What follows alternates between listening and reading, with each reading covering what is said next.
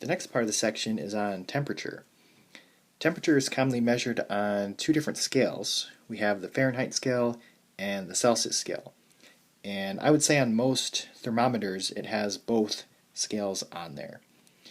And they were introduced in the 1700s by German scientist Gabriel Fahrenheit and Swedish scientist Anders Celsius. So if we look at the freezing point, on the Fahrenheit scale, water freezes at 32 degrees, and on the Celsius scale, water freezes at 0 degrees. And we have these formulas that we can use to convert between the two different scales. And that's what it's asking on 49 and 50. So 49 wants us to convert 20 degrees Celsius to Fahrenheit.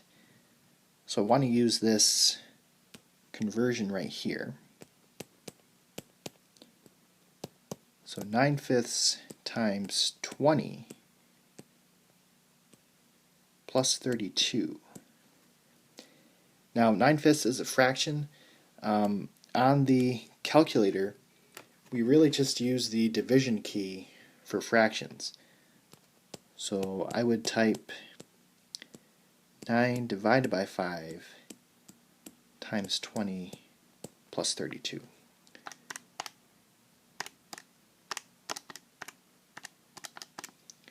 And we get 68.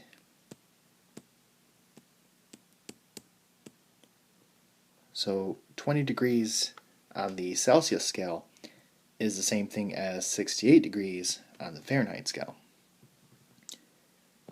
For number 50, we are converting -45 degrees.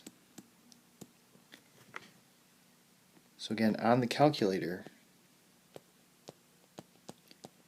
you would type 9 divided by 5 times -45 plus 32. Now the negative key,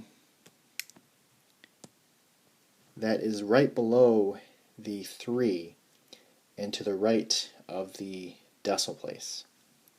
So make sure that you use the negative key and not the subtraction key.